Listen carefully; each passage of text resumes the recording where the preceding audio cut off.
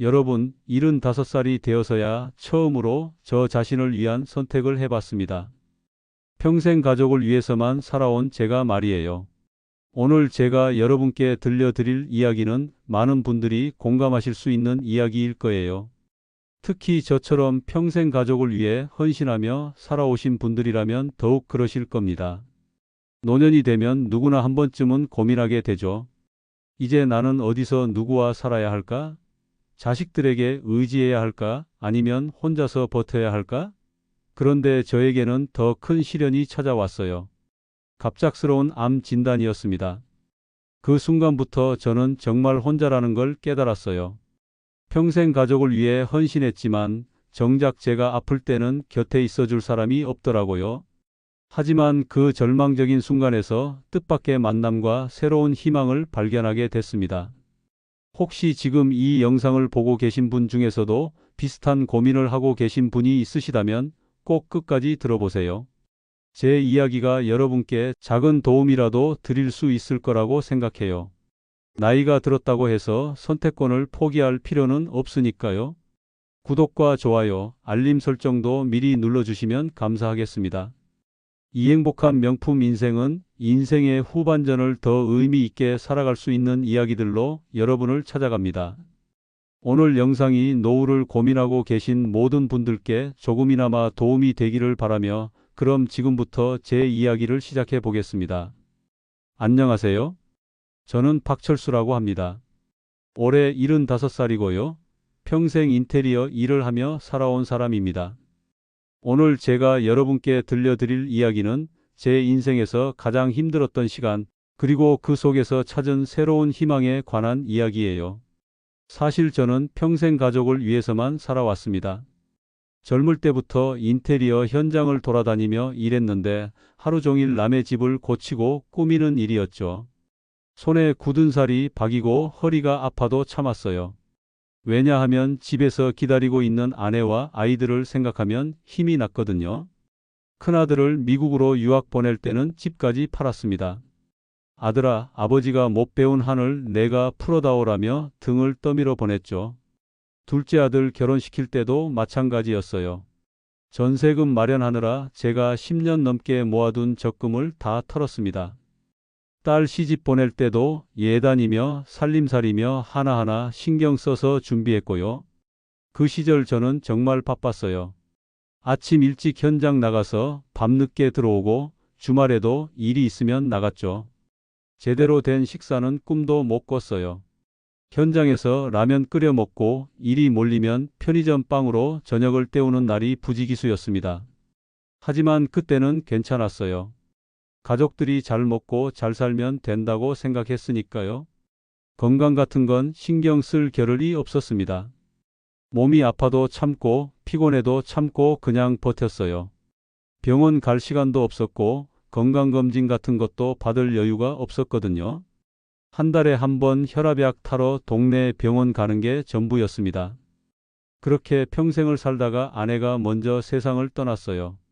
갑작스러운 심장마비였습니다. 그날 이후로 저는 혼자가 됐죠. 아들, 딸들은 다들 각자 바쁜 생활이 있으니까 가끔 안부 전화 정도만 하고 저는 작은 아파트에서 혼자 지내게 됐습니다. 처음엔 괜찮다고 생각했어요. 평생 일만 하다가 이제 좀 쉬어도 되겠구나 싶었죠. 그런데 시간이 지날수록 이상하게 몸에 기운이 없더라고요. 밥맛도 없고 잠도 잘 안 오고 뭔가 계속 소화가 안 되는 느낌이었어요. 그러던 어느 날 밤이었습니다. 갑자기 배가 너무 아픈 거예요. 처음엔 체한 줄 알고 소화제 먹고 참았는데 아픔이 점점 심해지더군요. 식은땀이 나고 숨쉬기도 힘들 정도였어요. 혼자서는 도저히 안 되겠다 싶어서 결국 구급차를 불렀습니다. 응급실에서 이런저런 검사를 받았어요. CT도 찍고 피 검사도 하고요. 의사 선생님이 심각한 표정으로 저를 보더니 말씀하시는 겁니다. 어르신, 대장에 종양이 있습니다. 크기가 상당하고 다른 곳으로 전이가 의심되는 상황이에요. 정밀 검사를 받으셔야겠습니다. 그 순간 머릿속이 하얘졌어요. 암이라는 말이 제대로 들리지도 않았고 무슨 말인지 이해할 수가 없었습니다. 평생 건강하게 살아왔다고 생각했는데 어떻게 갑자기 이런 일이 생길 수 있나 싶었죠. 며칠 후 정밀 검사 결과가 나왔습니다. 대장암 3기. 수술과 항암 치료가 필요하다는 진단이었어요. 진단서를 들고 집으로 돌아오는 길이 그렇게 멀게 느껴질 수가 없었습니다. 집에 도착해서 소파에 앉아 진단서를 다시 들여다봤어요. 대장암 3기라는 글자가 눈에 들어오더군요. 이제 저는 어떻게 해야 하나, 누구에게 말해야 하나, 치료비는 어떻게 마련하나, 온갖 걱정이 머릿속을 맴돌았습니다. 가장 먼저 떠오른 건 아들, 딸들이었어요. 그래도 내 자식들인데 이런 일이 생기면 도와주겠지 싶었습니다. 떨리는 손으로 큰아들에게 전화를 걸었어요. 아들아, 아버지가 병원에 다녀왔는데. 아, 아버지. 지금 회사에서 중요한 회의 중이라 나중에 전화 드릴게요. 그렇게 끊어진 전화를 들고 한참을 멍하니 있었습니다. 둘째에게도 전화했지만 비슷했어요. 요즘 아이들 학원비며 생활비며 부담이 크다며 바빠서 못 나간다고 하더군요. 딸에게 전화했을 때는 이렇게 말하더라고요. 아버지 너무 걱정하지 마세요. 요즘 의학이 발달해서 암도 다 고칠 수 있다고 하잖아요. 아버지는 건강하시니까 금방 나으실 거예요. 그날 밤 잠을 이룰 수 없었습니다. 평생 자식들을 위해 살아왔는데 정작 제가 아플 때는 곁에 있어줄 수 없다니요. 물론 자식들도 각자 사정이 있다는 걸 이해해요. 하지만 그래도 서운한 마음을 감출 수는 없었습니다. 그때 문득 후회가 밀려왔어요. 왜 나는 평생 내 몸 하나 제대로 챙기지 못했을까? 건강검진 한 번 받는 게 그렇게 어려운 일이었을까? 자식들을 위해서라지만 결국 내가 아프면 자식들에게도 부담이 되는 건데 말이에요. 하지만 이제 후회해도 소용없죠. 벌어진 일이니까 받아들이고 해결해야 했습니다. 다음 날부터 저는 혼자서 병원을 다니며 수술 준비를 시작했어요. 수술 동의서에도 혼자 사인하고 입원 준비물도 혼자 챙기고요. 이제 와서 생각해보니 그때가 제 인생의 진짜 전환점이었던 것 같아요. 평생 남을 위해서만 살아온 제가 처음으로 나 자신과 마주하게 된 순간이었거든요. 수술 날짜가 잡혔습니다. 2주 후 화요일 오전 8시였어요. 병원에서 수술 전 주의사항을 설명해 주시면서 보호자 연락처를 물어보시더군요. 그때 정말 당황스러웠습니다. 보호자라고 할 만한 사람이 아무도 없었거든요. 다시 한번 자식들에게 연락해 봤어요. 이번엔 좀 더 구체적으로 말했습니다. 아들아, 아버지가 대장암이래. 2주 후에 수술 받아야 해. 큰아들은 한참 침묵하더니 이렇게 말하더군요. 아버지, 정말 걱정되는데. 그런데 저희도 요즘 상황이 좀 어려워서요. 회사에서 구조조정이 있어서 눈치 보이는 상황이고 애들도 곧 대학 갈 나이라 준비할 게 많고요. 둘째에게 전화했을 때는 더 직접적이었어요. 아버지, 수술비는 보험으로 되지 않아요? 요즘 애들 학원비가 한 달에 200만 원이 넘어가는데 제가 회사 쉬면 월급이 깎여서. 딸한테는 마지막 희망을 걸고 전화했습니다. 딸아, 아버지 혼자서는 힘들 것 같아. 수술 날만이라도 같이 있어줄 수 있을까? 아버지 마음은 굴뚝 같은데 시댁에서 제사 준비가 있어서요. 시어머니가 몸이 안 좋으셔서 제가 다 준비해야 해요. 아버지는 워낙 건강하시니까 금방 회복하실 거예요. 그 순간 정말 허탈했어요. 내가 평생 자식들을 위해 무엇을 했는지 생각해 보니 더 서글펐죠. 큰아들 미국 유학 보낼 때는 집까지 팔았는데 정작 아버지가 수술 받을 때는 바쁘다고 하네요.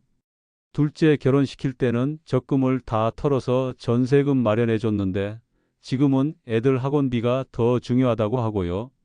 그렇게 수술 당일이 왔습니다. 새벽 6시에 혼자 일어나서 병원으로 향했어요. 택시 안에서 창밖을 보니 아직 어두웠는데 가로등 불빛이 그렇게 쓸쓸해 보이더군요. 병원에 도착해서 환자복으로 갈아입고 병실에 혼자 우두커니 앉아 있는데 간호사분이 물어보시더라고요. 어르신, 보호자분은 안 오세요? 혼자 왔습니다. 수술 후에 회복실에서 깨어나시면 연락드릴 분이라도 계셔야 하는데요. 괜찮습니다. 저 혼자 할 수 있어요. 그때 간호사분의 표정이 저를 참 안쓰럽게 바라보더군요. 아마 이런 경우를 많이 보셨나 봐요. 수술은 4시간 정도 걸렸다고 하더군요. 마취해서 깨어났을 때 천장에 하얀 형광등만 보였어요. 옆에는 아무도 없었고 병실도 조용했습니다. 다른 병상의 환자분들은 가족들이 와서 붙어 있는데 저만 혼자 누워 있으니까 괜히 민망했어요. 수술 후 며칠은 정말 힘들었습니다. 상처가 아파서 돌아눕기도 힘들고 기침할 때마다 배가 찢어질 것 같았어요. 밤에 혼자 화장실 가려고 휠체어에서 일어나다가 어지러워서 넘어질 뻔한 적도 있었죠. 그런데 제일 힘든 건 몸의 아픔이 아니었어요. 마음의 외로움이었습니다. 평생 남의 집을 고쳐주며 살았는데 정작 내 몸은 누가 고쳐주나 하는 생각이 들더라고요. 자식들이 아예 연락을 안 한 건 아니에요. 가끔 전화해서 안부는 물어봤죠. 하지만 그마저도 의무적인 느낌이었어요. 아버지 좀 어떠세요? 응, 괜찮다. 그럼 빨리 나으세요. 저희도 바빠서. 그런 짧은 통화가 전부였습니다. 퇴원 날이 됐을 때도 마찬가지였어요. 간호사분이 모시러 오실 분 있으세요? 라고 물어보시길래 혼자 갈 수 있어요? 라고 답했죠. 택시 타고 집으로 돌아오는 길에 창밖 풍경이 그렇게 낯설게 느껴지더군요. 집에 도착해서 현관문을 열고 들어가니 냉장고 웅웅거리는 소리만 들렸어요. 아내가 살아있을 때는 그래도 왔어? 하는 소리라도 있었는데 이제는 정말 아무것도 없었습니다. 항암 치료가 시작됐어요. 2주에 한 번씩 병원에 가서 주사를 맞는데 부작용이 만만치 않더군요. 토하고 어지럽고 밥맛이 완전히 없어졌어요. 머리카락도 빠지기 시작했고요. 그런데 이상한 건 아들과 딸들은 자기 자식들에게는 여전히 아낌없이 돈을 쓰더라는 거예요. 큰아들은 아들 과외비로 한 달에 300만 원씩 쓴다고 하고 둘째는 딸 피아노 학원에 해외 연수까지 보낸다고 하더군요. 딸도 아이들 영어 유치원비가 얼마나 비싼지 푸념하면서도 계속 보내고 있고요. 그런 이야기를 들을 때마다 씁쓸했어요. 아, 내가 자식들한테는 이제 투자할 가치가 없는 사람이 된 거구나 싶었죠. 자기 자식들의 미래는 중요하지만 아픈 아버지는 그냥 알아서 버텨야 하는 존재인가 봐요. 어느 날은 항암 치료받고 집에 오는 길에 너무 어지러워서 길가에 앉아 있었어요. 그때 동네 아는 분이 지나가시다가 저를 보시고는 깜짝 놀라시더군요. 어르신, 얼굴이 왜 이렇게 누렇게 됐어요? 많이 아픈가 봐요. 암 치료받고 있어요. 어머, 그럼 자식들이 와서 돌봐주겠네요? 아니요, 혼자 하고 있어요. 그분 표정이 순간 당황스럽게 변하더군요. 아마 믿기지 않으셨을 거예요. 그날 밤 혼자 앉아서 생각해 봤어요. 내가 부모 노릇을 잘못한 걸까? 자식들을 너무 응석바지로 키운 걸까? 아니면 이게 당연한 건가? 요즘 세상이 다 이런 건가? 하지만 답은 나오지 않았어요. 다만 한 가지 확실한 건 이제는 아들, 딸들에게 기대하지 말아야겠다는 생각이었죠. 내 병은 내가 고쳐야 하고 내 인생은 내가 책임져야 한다는 걸 깨달았어요. 그렇게 몇 달이 지났을 때였어요. 항암 치료실에서 뜻밖의 만남이 있었습니다. 제 옆자리에 저와 비슷한 연배의 어르신이 앉아 계시더군요. 처음엔 그냥 인사만 하고 각자 조용히 치료받았는데 어느 날 그분이 먼저 말을 걸어 오셨어요. 어르신도 혼자 오시네요? 네, 그렇습니다. 저도 그래요. 처음엔 좀 서운했는데 이제는 오히려 편해요. 그분 성함은 김영호 씨였어요. 73살이고 저와 같은 대장암 환자셨죠. 알고 보니 상황도 비슷했어요. 자식 셋이 있는데 다들 바빠서 병원까지는 못 따라온다고 하더군요. 영호 씨도 자식들이 안 와요? 와요, 가끔요. 그런데 올 때마다 눈치 보는 게 보이더라고요. 언제 끝나냐는 식으로 시계 자꾸 보고 핸드폰으로 일 얘기하고요. 차라리 혼자 오는 게 마음 편해요. 그 말에 공감이 갔어요.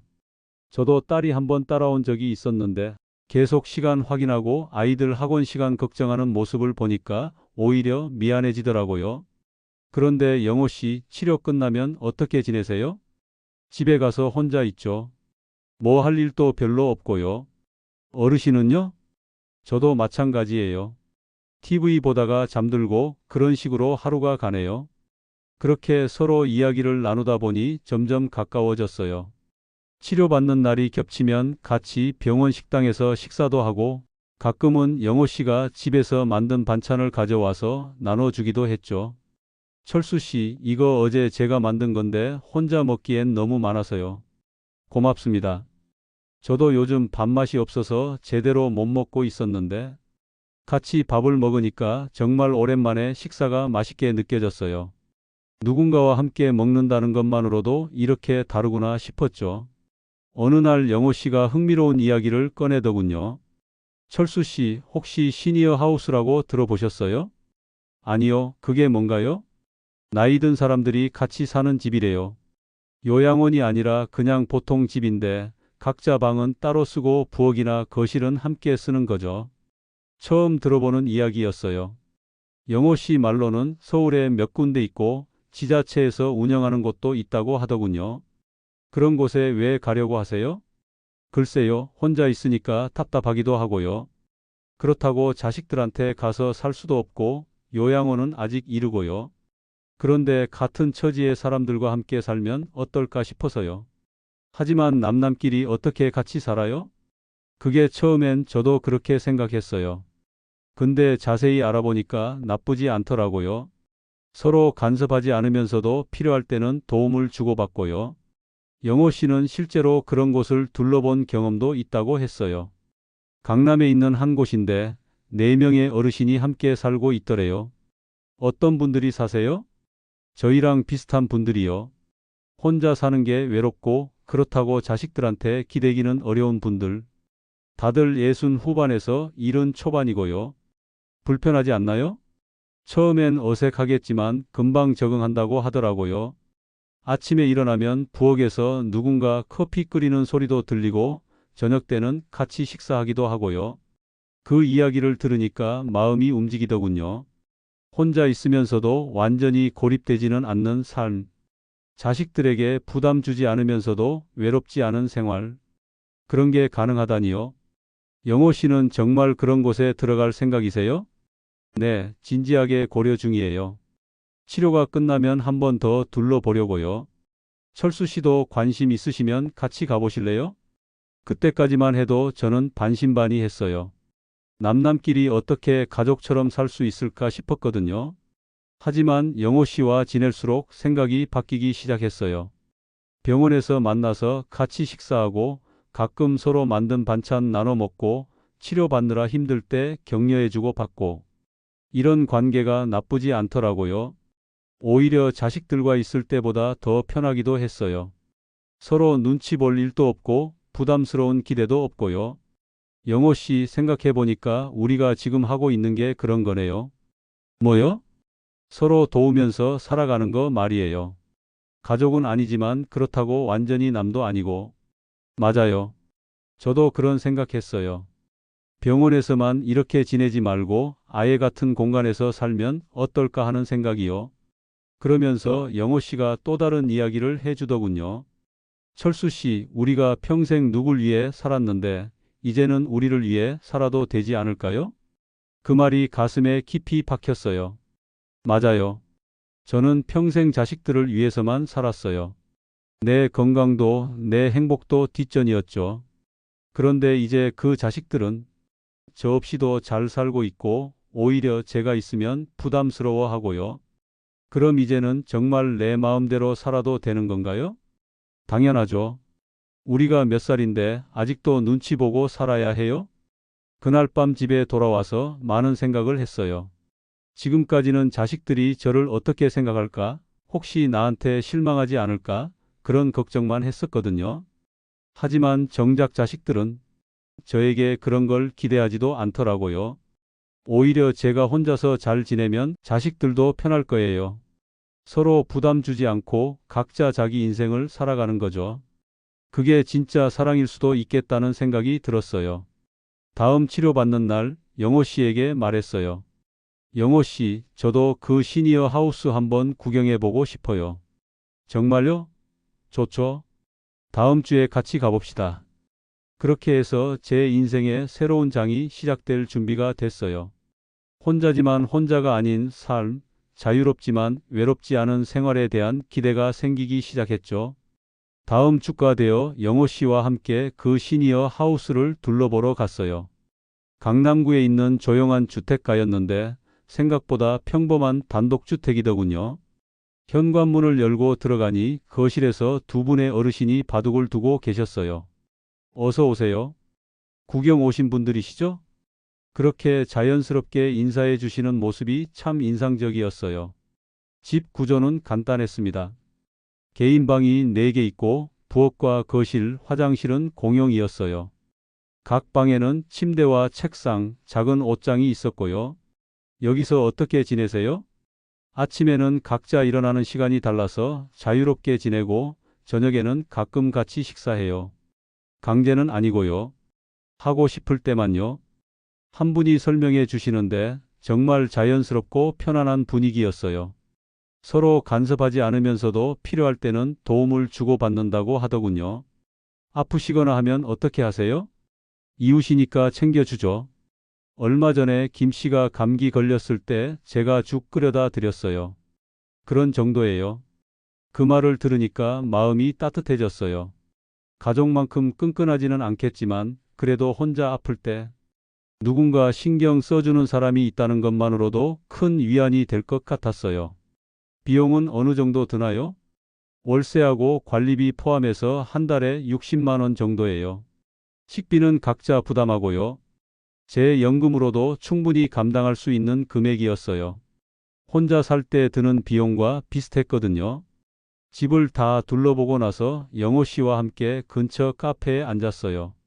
어떠세요, 철수 씨? 생각보다 괜찮네요. 처음엔 어색할 것 같았는데 막상 보니까 그냥 이웃집 아저씨들 같은 느낌이에요. 저도 그래요. 가족이라고 우기지도 않고 그렇다고 완전히 남처럼 대하지도 않고요. 그날 집에 돌아와서 오랫동안 생각해 봤어요. 정말 이런 선택을 해도 될까? 아들, 딸들은 뭐라고 할까? 하지만 곧 깨달았죠. 이제는 자식들 눈치 보지 말고 제가 편한 길을 선택해야 한다는 걸요. 며칠 후 아들, 딸들에게 전화했어요. 이번에는 제가 먼저 말을 꺼냈습니다. 아들아, 아버지가 이사를 할 생각이야. 어디로요, 아버지? 시니어 하우스라고 비슷한 나이의 사람들끼리 같이 사는 곳이 있어. 거기로 가려고 해. 한참 침묵이 흘렀어요. 아마 당황스러웠을 거예요. 아버지, 그런 곳이 좋을까요? 차라리 저희 집으로 오시든지. 아니야. 너희도 바쁘고 아버지도 눈치 보기 싫어. 이게 서로한테 좋을 것 같아. 둘째와 딸에게도 같은 이야기를 했어요. 처음엔 모두들 걱정했지만 제가 이미 결정한 일이라고 하니까 점차 받아들이더군요. 아버지가 편하시면 그렇게 하세요. 대신 자주 안부 확인할게요. 딸이 그렇게 말해줄 때 마음이 한결 가벼워졌어요. 서로 부담 주지 않으면서도 관계는 유지할 수 있구나 싶었죠. 2달 후 저는 정말로 그 시니어 하우스로 이사했어요. 영호 씨도 다른 방으로 같이 들어왔고요. 처음 며칠은 어색했지만 금세 적응됐습니다. 아침에 일어나면 부엌에서 누군가 차 끓이는 소리가 들려요. 그 소리만으로도 하루가 따뜻하게 시작되는 느낌이에요. 저녁 때는 가끔 같이 식사하는데 각자 간단한 요리를 해와서 나눠 먹어요. 철수 씨, 오늘 제가 된장찌개 끓였는데 같이 드실래요? 고맙습니다. 저는 김치전을 부쳤어요. 그렇게 함께 식탁에 앉아 밥을 먹다 보면 자연스럽게 이런저런 이야기가 나와요. 건강 얘기도 하고 옛날 일 얘기도 하고요. 가끔은 그냥 조용히 각자 생각에 잠겨 있기도 하고요. 무엇보다 좋은 건 아플 때 혼자가 아니라는 거예요. 얼마 전에 항암 치료받고 와서 너무 지쳐 있을 때 영호 씨가 방에 와서 물 한 잔 갖다 주더군요. 괜찮아요? 고맙습니다. 오늘 치료가 좀 힘들었어요. 저도 그런 날 있어요. 푹 쉬세요. 그런 작은 관심과 배려가 얼마나 큰 위로가 되는지 몰라요. 가족만큼 끈끈하지는 않지만 진짜 필요할 때 곁에 있어 준다는 것만으로도 충분해요. 제 인테리어 경험도 도움이 되고 있어요. 공용 공간에 선반을 설치해 달라고 하시길래 직접 만들어 드렸더니 모두들 좋아하시더군요. 철수 씨 손재주가 정말 좋네요. 우리 집이 점점 살기 좋아져요. 평생 남의 집만 고쳤는데 이제는 우리 집을 고치니까 더 보람이 있어요. 그런 말을 할 때 정말 뿌듯했어요. 아직도 누군가에게 도움이 될 수 있구나 싶었죠. 아이들과의 관계도 오히려 더 좋아졌어요. 이제는 서로 부담 없이 안부를 주고받아요. 가끔 아들, 딸들이 찾아올 때도 있는데 전처럼 눈치 보는 기색 없이 편하게 놀다 가요. 아버지, 여기 정말 좋네요. 아버지가 많이 밝아지신 것 같아요. 큰아들이 그렇게 말해줄 때 제 선택이 옳았다는 확신이 들었어요. 지금 생각해보니 저는 평생 가족을 위해서만 살았던 것 같아요. 그게 잘못된 건 아니지만 이제는 나를 위해서도 살아야 할 때가 온 거죠. 혼자라는 건 외로운 게 아니라 나답게 살 수 있다는 뜻이었어요. 나이 든다는 것도 짐이 되는 게 아니라 자유로워지는 거였네요. 더 이상 누구 눈치 보지 않고 내가 원하는 방식으로 살 수 있으니까요. 여러분, 혹시 지금 저처럼 어디에 기댈지 고민이시라면 꼭 기억해 주세요. 가족에게 기대지 않아도 혼자가 아닌 삶이 가능하다는 걸요. 중요한 건 용기예요. 나이 든다고 해서 선택권을 포기할 필요는 없어요. 평생 가족을 위해 헌신했다면 이제는 나를 위한 선택을 해도 됩니다. 그게 진짜 나답게 사는 거니까요. 지금 당신의 삶을 직접 선택해 보세요. 생각보다 가까운 곳에 새로운 길이 있을지도 모르니까요. 여러분, 오늘 제 이야기가 어떠셨나요? 혹시 비슷한 고민을 하고 계신 분이 있으시다면 제가 드리고 싶은 말씀이 있어요. 나이가 들었다고 해서 포기할 필요는 없다는 거예요. 오히려 이제야 진짜 나를 위한 선택을 할 수 있는 자유가 생긴 거잖아요. 이 영상이 마음에 와닿으셨다면 지금 바로 구독, 좋아요, 알림 설정을 눌러주세요. 그리고 댓글로 여러분의 이야기도 들려주세요. 오늘부터 내 삶은 내가 선택하겠습니다 라는 다짐의 댓글을 남겨주시면 그것만으로도 새로운 시작의 첫걸음이 될 거예요. 생각나는 분이 있으시다면 이 영상을 꼭 공유해 주세요. 당신의 따뜻한 마음이 또 다른 누군가에게 희망의 빛이 될 수 있습니다. 지금까지 진심 어린 이야기 들어주셔서 감사합니다.